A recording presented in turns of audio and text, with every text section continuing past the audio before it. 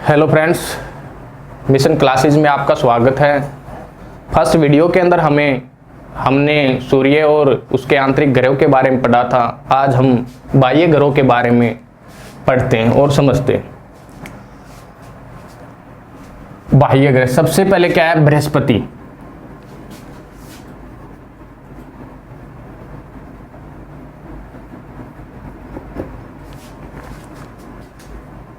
जो बृहस्पति ग्रह है वो सौरमंडल का सबसे बड़ा ग्रह है, सबसे बड़ा।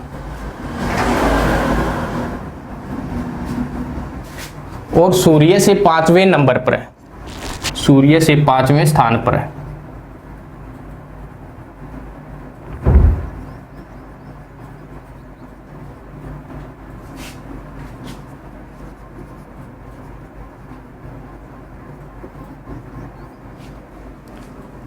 बृहस्पति ग्रह का जो परिक्रमण काल है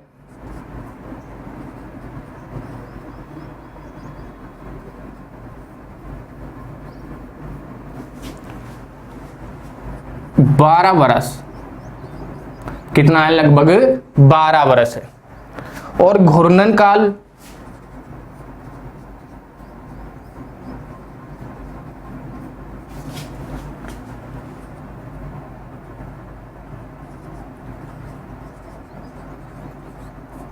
9.8 घंटे। अब देखो, जो परिक्रमण काल है वो मैंने पहली वीडियो के अंदर भी बताया था। जो बृहस्पति ग्रह है सूर्य की जो परिक्रमा करता है वो कितने दिन में करता है और कितने वर्ष में करता है? 12 वर्ष में। और घूर्णन काल यानी कि वो अपने अक्ष पर जो परिक्रमा करता है, ठीक है, वो कितने समय में करता है? वो करता है 9.8 घंटे के अंदर।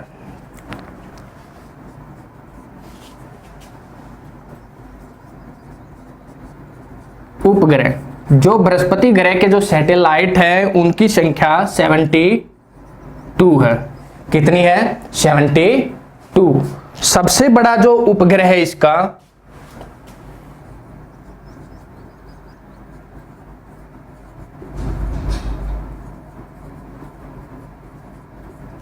वो है गैनीमीड।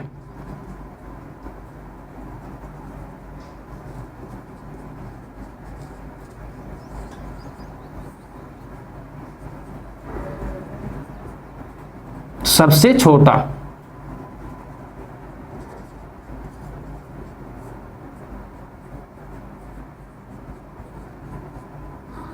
सिनोप। देखो, उपग्रह की संख्या 72, सबसे बड़ा क्या हुआ? गैनीमीड। और सबसे छोटा जो उपग्रह है वो क्या है? सिनोप। अब देखो, जो बृहस्पति ग्रह है उसकी सतह पर लाल धब्बे मिलते हैं।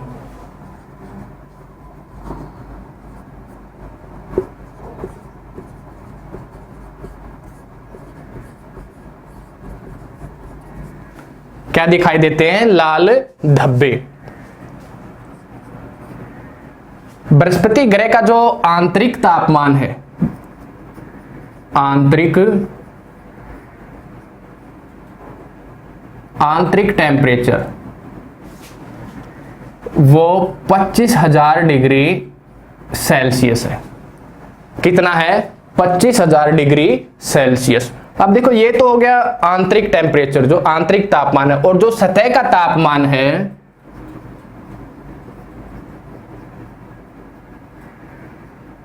वो है 180 डिग्री सेल्सियस।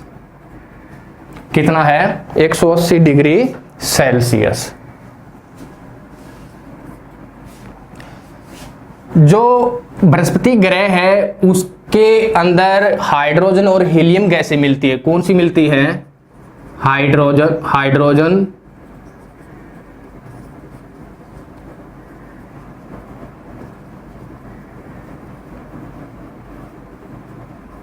हीलियम गैसें मिलती है। इसके ऊपर जो चुंबकीय क्षेत्र है वो विद्यमान है। क्या मिलता है? चुंबकीय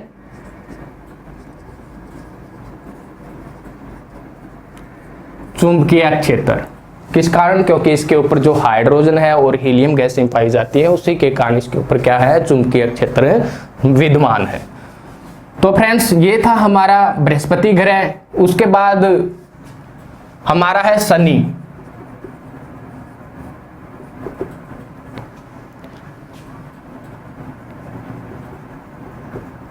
आकार में दूसरा बड़ा,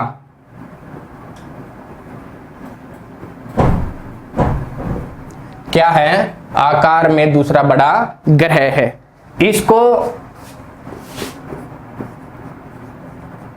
रोमन कृषि का देवता,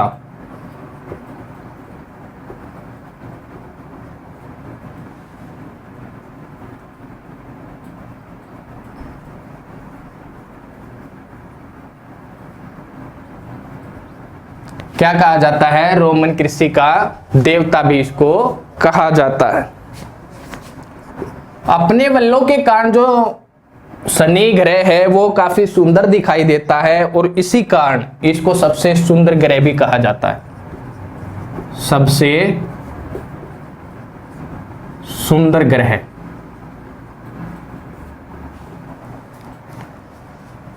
शनि ग्रह के जो उपग्रह हैं, सैटेलाइट हैं, उनकी जो संख्या है वो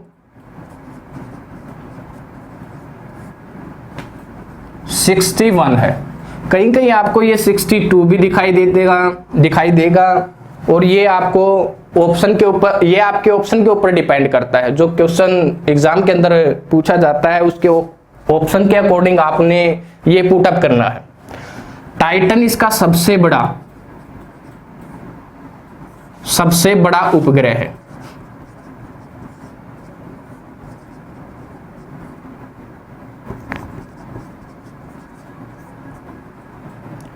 क्या है? टाइटन इसका सबसे बड़ा उपग्रह है।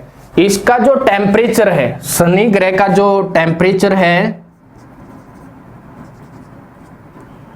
-139 डिग्री सेल्सियस है। कितना है? -139 डिग्री सेल्सियस। अब देखो इसका जो परिक्रमण काल है, ये सूर्य का चक्कर कितने दिन में पूरा करता है? इसका परिक्रमण काल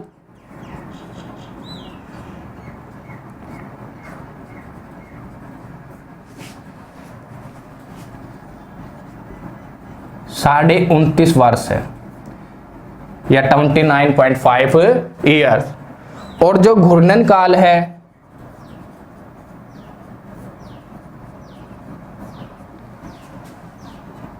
10.3 घंटे। कितना है? 10.3 घंटे। परिक्रमण और जो घूर्णन काल है, परिक्रमण काल 29.5 वर्ष और जो घूर्णन काल है वो है 10.3 आवर्स। अब देखो मोस्टली जो शनि से और बृहस्पति ग्रह से जो क्वेश्चन पूछे जाते हैं वो हमने किए हैं। उसके बाद जो हमारा अगला प्लेनेट है वो है अरुण। कौन सा है? अरुण।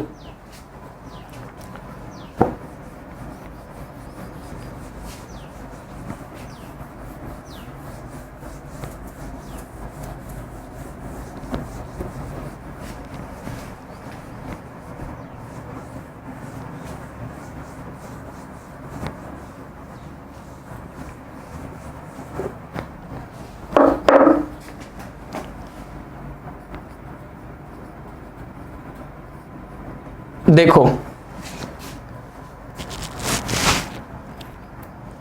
अरुण जो प्लेनेट है इसकी खोज 1781 ईस्वी में विलियम्स हर्शेल के द्वारा की गई।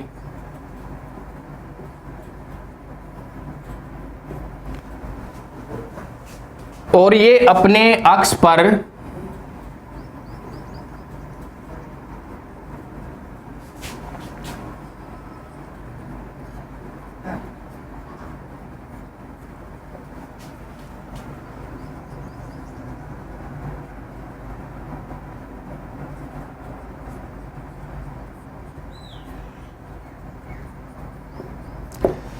यह अपने अक्ष पर 98 डिग्री झुका हुआ है और और इसी झुकाव के कारण इसको लेटा हुआ ग्रह भी कहा जाता है। क्या कहा जाता है? लेटा हुआ ग्रह।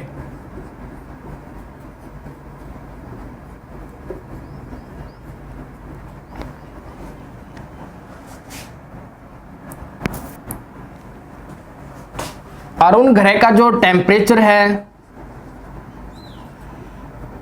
-210 डिग्री सेल्सियस। कितना है? -210 डिग्री सेल्सियस। और इसके जो सैटेलाइट की संख्या है वो है 27।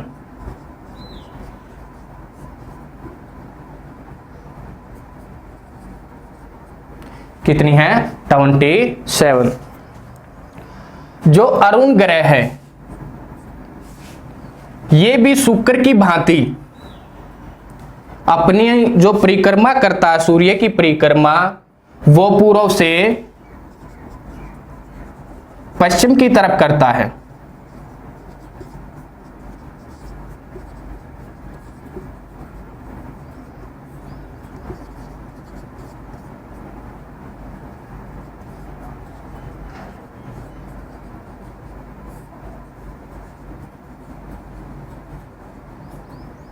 अब देखो, सूर्य की जो परिक्रमा है पूर्व से पश्चिम की तरफ कैसे? ये हमारा सूर्य, ये इस साइड ऐसे परिक्रमा करता है, और इसके साथ कौन सा? शुक्र, अरुण और शुक्र। ये दोनों ऐसे प्लेनेट हैं जो दूसरे प्लेनेट की अपेक्षा विपरीत दिशा में परिक्रमा करते हैं। बाकी जितने भी प्लेनेट है वो किस तरफ? वो ऐसे पश्चिम से पूर्व इस तरफ परिक्रमा करते हैं सूर्य की।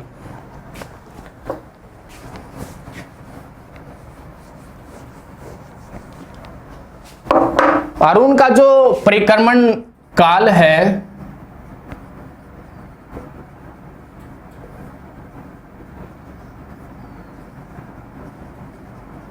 84 वर्ष, 84 ईयर्स के अंदर ये अपना सूर्य का एक चक्कर पूरा करता है। और जो घूर्णन काल है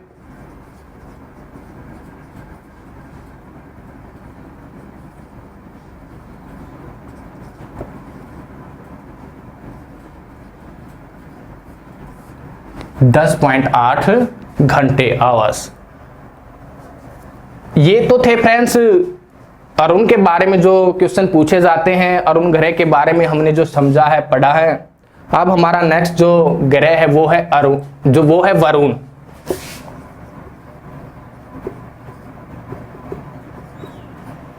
देखो भाई, वरुण ग्रह की खोज 1946 ईस्वी में एडमस और लोवेरियस ने की। एडमस और लोवेरियस ने की भाई। इस ग्रह पर मीथेन की अधिकता है। क्या पाई जाती है? कौन सी गैस ज्यादा मात्रा में मिलती है? Methane, CH4।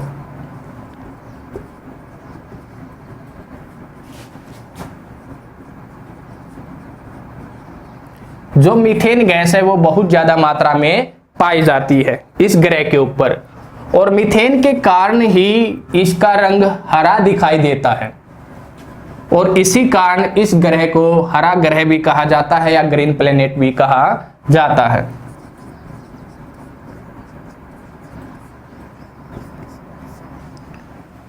क्या कहा जाता है? हरा ग्रह।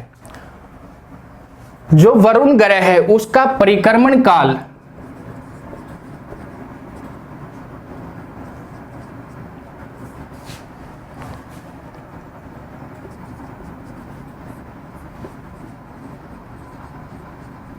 165 वर्ष, यानी कि 165 वर्ष में यह सूर्य की परिक्रमा करता है। और जो घूर्णन काल है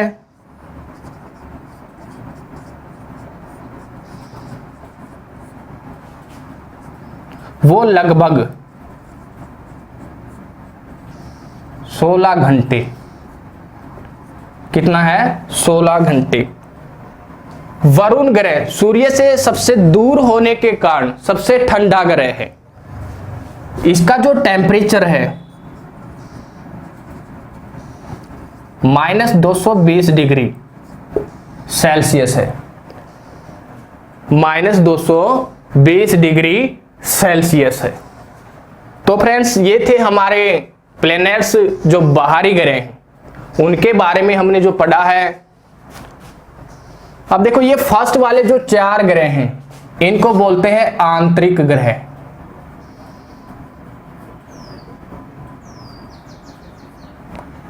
और यहां से जो लास्ट वाले 4 ग्रह हैं उनको बोलते हैं बाह्य ग्रह या बाहरी ग्रह।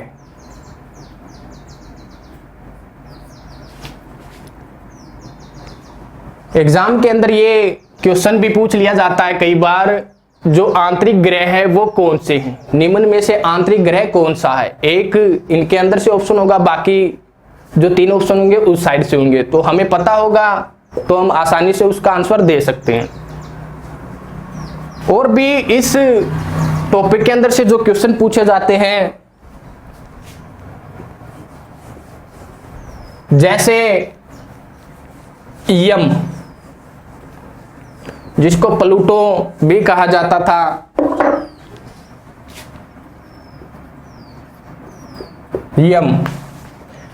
यम पहले हमारे सौरमंडल का 9वां ग्रह होता था, लेकिन 2006 के अंदर अंतरराष्ट्रीय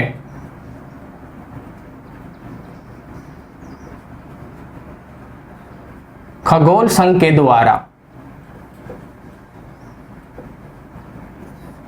अंतरराष्ट्रीय खगोल संघ के द्वारा यम को ग्रह की श्रेणी से अलग कर दिया गया और छोटे ग्रह की श्रेणी में डाल दिया गया। क्यों? क्योंकि जो केपलर महोदय ने ग्रहों की गति के नियम बताए थे, जो ग्रह हैं उनके सिद्धांत बताए थे।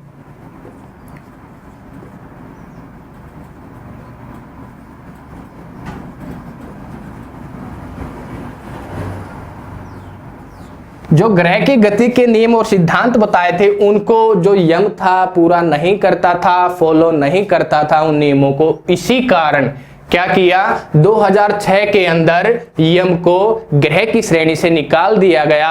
अब हमारे सौरमंडल में सूर्य और 8 ग्रह हैं। मात्र कितने ग्रह हैं? 8 ग्रह हैं। ये क्वेश्चन पूछा जाता बहुत बार, ग्रहों की गति का नियम किसने दिया? तो किसने दिया? केपलर ने। किसने दिया भाई? केपलर ने। अब नेक्स्ट क्वेश्चन पूछा जाता है अक्षुद्र ग्रह। अक्षुद्र ग्रह से भी बहुत बार क्वेश्चन लिया जाता है। अब देखो, मैंने जो ये डॉट डॉट वगैरह की हैं, इन्हीं को क्या बोलते हैं? अक्षुद्र ग्रह।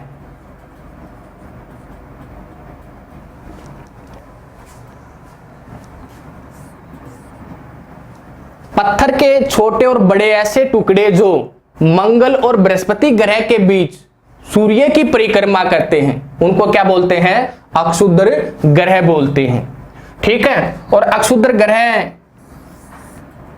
के बारे में जो एग्जामिनर होता है वो पूछता है, अक्षुद्र ग्रह किन 2 ग्रहों के बीच पाए जाते हैं, किन 2 ग्रहों के बीच गति करते हैं? तो हमारा उत्तर होगा क्या होगा? मंगल और बृहस्पति ग्रह के बीच। ठीक है। याद करने का बिल्कुल आसान तरीका है, बाह्य आंतरिक और बाह्य ग्रहों के बीच, यानी कि 4 इस साइड से 4 उस साइड से, और बीच में क्या है? अक्षुद्र ग्रह। ठीक है। बीच में क्या है? अक्षुद्र ग्रह।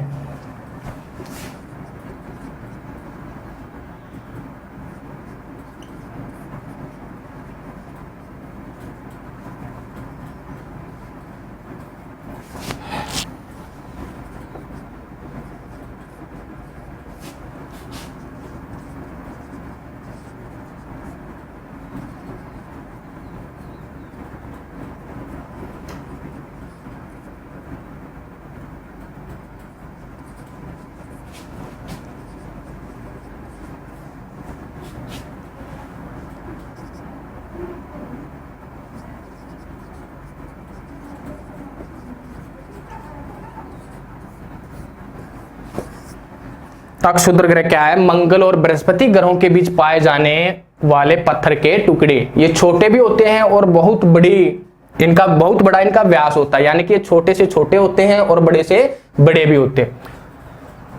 नेक्स्ट भाई इसी से क्वेश्चन पूछा जाता है उल्का और उल्का पिंड। आप देखो उल्का क्या होती हैं? जब अक्षुद्र ग्रह अपनी परिक्रमा कर रहे होते हैं तो पृथ्वी के गुरुत्वाकर्षण बल के कारण कुछ टुकड़े, यानी कि कुछ जो पत्थर के टुकड़े या अक्षुद्र ग्रह पृथ्वी की तरफ आकर्षित होते हैं। ऐसे पृथ्वी की तरफ आकर्षित होते हैं तो जब ये पृथ्वी के वायुमंडल में पहुंचते हैं और वहां पर जलना प्रारंभ कर देते हैं। क्या करते हैं? जलना प्रारंभ कर देते या इनके अंदर आग लग जाती है और पृथ्वी के वायुमंडल में ही समाप्त हो जाते हैं, जलकर नष्ट हो जाते हैं। उनको उल्का कहा जाता है। क्या कहा जाता है? उल्का कहा जाता है। उल्का को टूटता हुआ तारा भी कहा जाता है।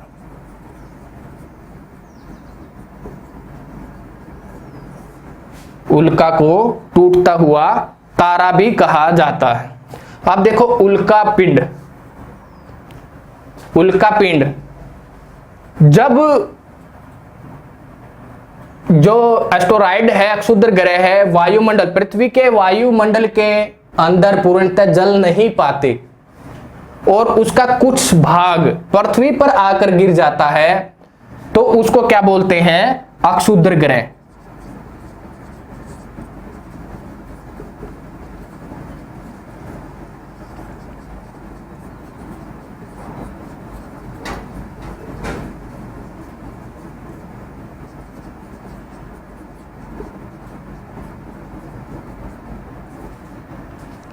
पृथ्वी पर गिरे भाग को क्या कहते हैं? अक्षुद्र ग्रह। ठीक है। और क्वेश्चन पूछा जाता है धूमकेतु। एक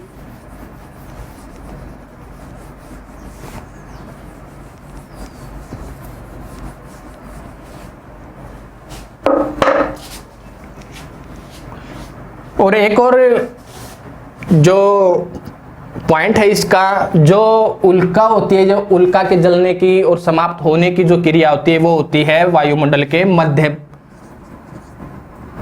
मंडल के अंदर।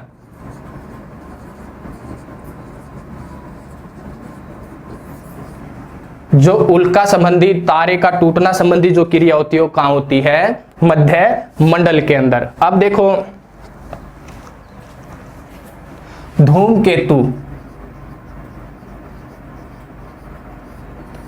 धूमकेतु क्या होता है? गैसों का एक गोला, गैसों और धूल मिट्टी का एक गोला होता है।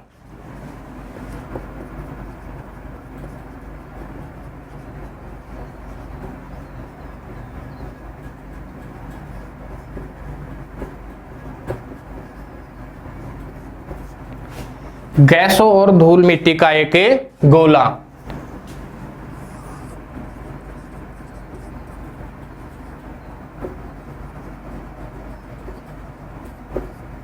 ये भी सेम जैसे उल्का पृथ्वी की तरफ जाते हैं तो जो धूमकेतु है वो सूर्य की तरफ आकर्षित होता है उसके ग्रेविटी के कारण, ग्रेविटी फोर्स के कारण।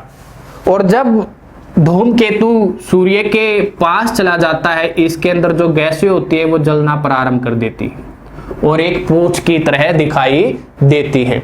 ठीक है। जब ये जलना प्रारंभ कर देती है तो एक पूंछ की तरह दिखाई देती है, जिसको पूंछल तारा भी कहा जाता है।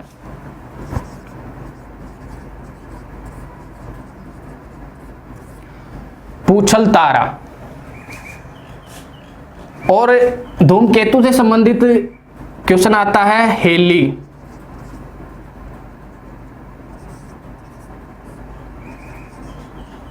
धूमकेतु, यानी कि जो हेली धूमकेतु है वो लास्ट बार कब दिखाई दिया था? कब दिखाई दिया?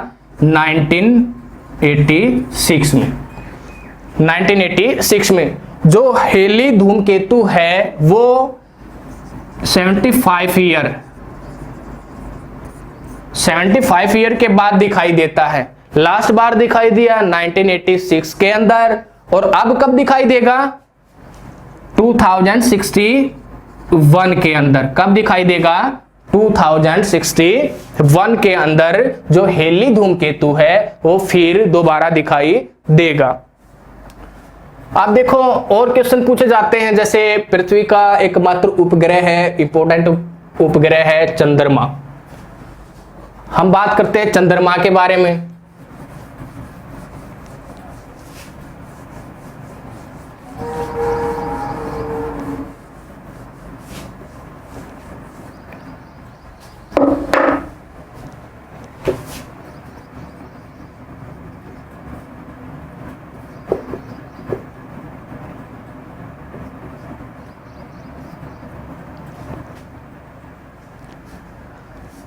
पृथ्वी का एकमात्र उपग्रह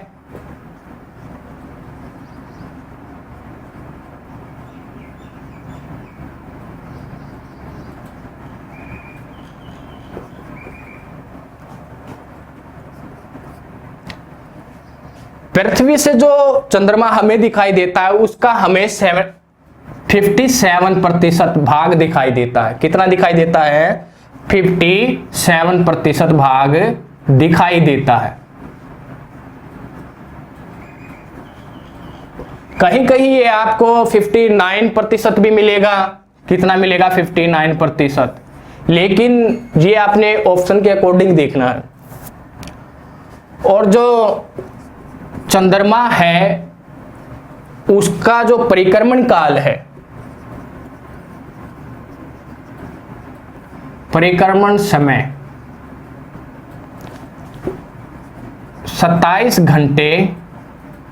27 दिन 7 घंटे। कितना है? 27 दिन 7 घंटे। जैसे पृथ्वी सूर्य की परिक्रमा करती है, ऐसे ही चंद्रमा क्या करता है? पृथ्वी की परिक्रमा करता है। और जो घूर्णन समय है चंद्रमा का,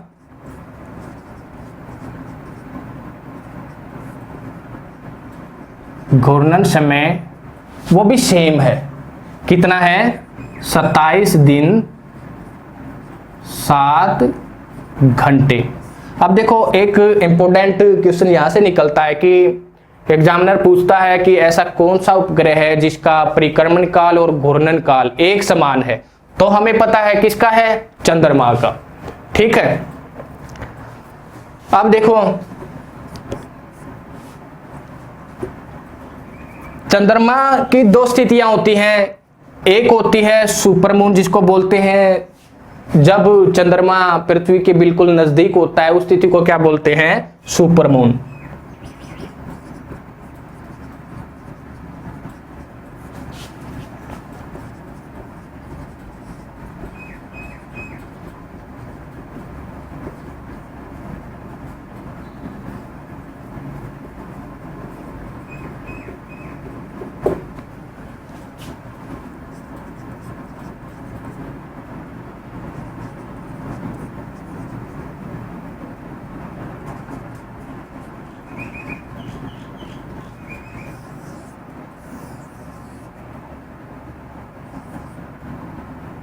अब देखो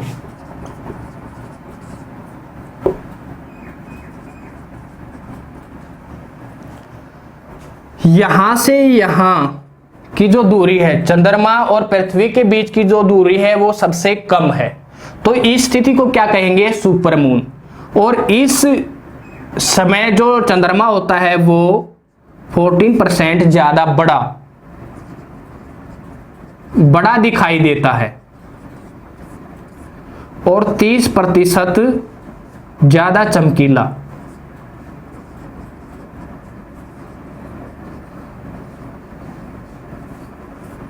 चौदह 14% ज्यादा बड़ा दिखाई देता है और 30% ज्यादा चमकीला दिखाई देता है। ऐसी स्थिति को क्या कहते हैं? सुपरमून। एक होता है ब्लू मून, और जो दूसरी स्थिति होती है वो होता है ब्लू मून। क्या होता है ब्लू मून? जब एक मंथ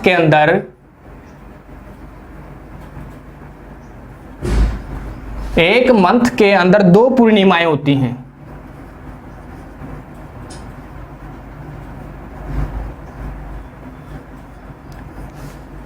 तो जो लास्ट वाली पूर्णिमा होती है उस पूर्णिमा वाले चांद को क्या कहते हैं? Blue moon.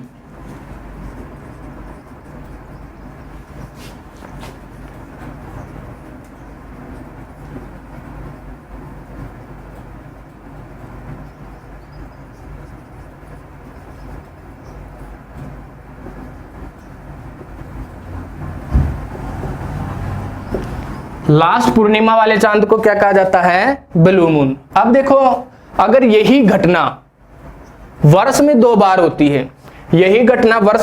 होती है, तो उस वर्ष को मून ईयर क्या कहा जाता है? उस वर्ष को मून ईयर कहा जाता है। जो चंद्रमा है, चंद्रमा के अध्ययन को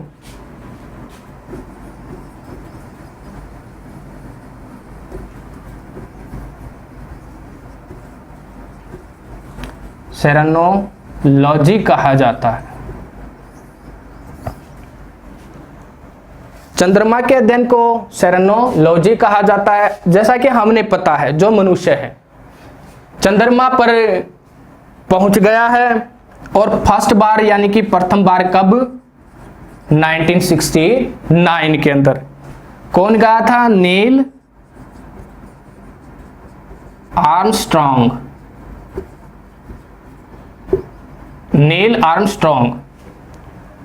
और किसके द्वारा गया था? उस यान का नाम था अपोलो 11। क्या था? अपोलो 11। अब इसी टॉपिक से संबंधित जो तिथियां होती हैं, उनसे संबंधित जो क्वेश्चन पूछे जाते हैं उनको देखते हैं।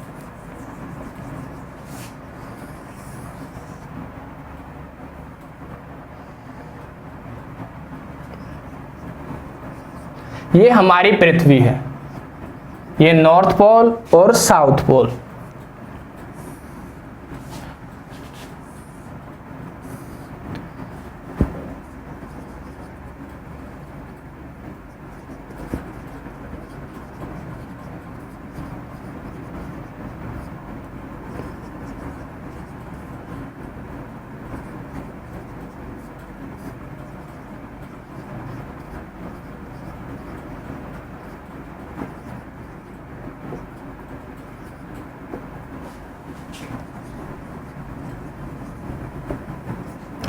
देखो, जो बीच वाली रेखा होती है उसको बोलते हैं विषुवत वृत्त। ये पृथ्वी के बिल्कुल बीचों बीच होती है, पृथ्वी को 2 भागों के अंदर डिवाइड करती है।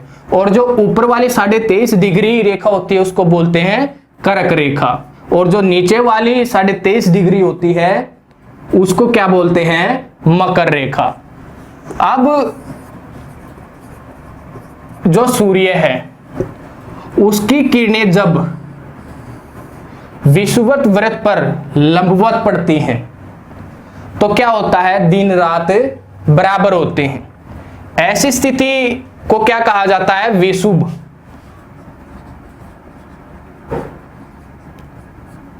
जब सूर्य की किरणें लंबवत रूप से विषुवत रेखा पर पड़ती हैं तो ऐसी स्थिति को विषुव कहा जाता है। तो क्या होता है? दिन रात बराबर होते हैं। ये कब होते हैं? 21 मार्च और 23 सितंबर। कब होते हैं? 21 मार्च और 23 सितंबर। 21 मार्च को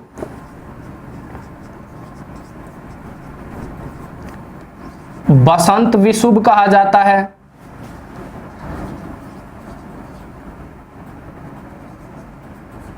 और 23 सितंबर को शारद विषुव।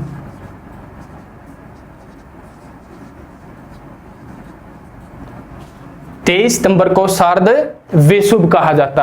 अगर यही स्थिति, और जब सूर्य की किरणें कर्क रेखा पर लंबवत पड़ती हैं ठीक है।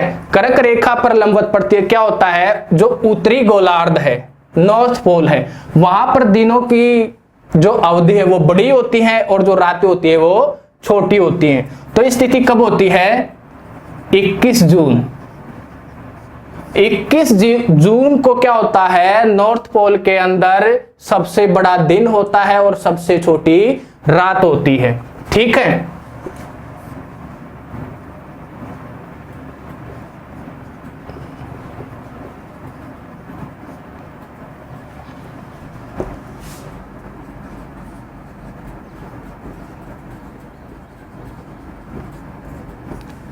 सबसे बड़ा दिन और सबसे छोटी रात होती है। अगर सूर्य की किरणें मकर रेखा पर लंबवत पड़ती हैं तो क्या होता है, साउथ पोल होता है, तो वहां पर जो दिनों की अवधि बड़ी हो जाती है और रातें छोटी हो जाती हैं। ऐसा कब होता है साउथ पोल पर, 22 दिसंबर।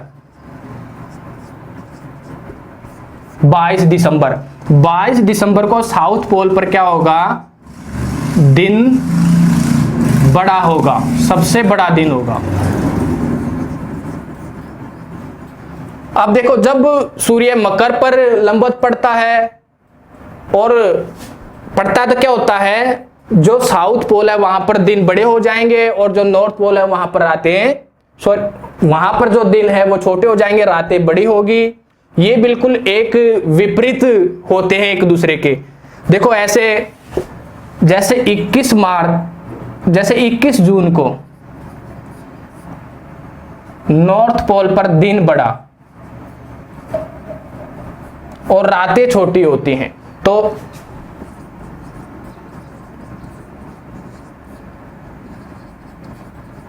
साउथ पोल पर क्या स्थिति होगी, इसके बिल्कुल विपरीत होगी। क्या होगा, दिन छोटा होगा और रात क्या होगी, बड़ी होगी। तो ये जो तिथि से संबंधित हमारे क्वेश्चन से जो एग्जाम के अंदर पूछे जाते थे वो हमने पूरे किए। आई होप ये आपको समझ में आया होगा। तो मिलते हैं अगली वीडियो में। थैंक्स।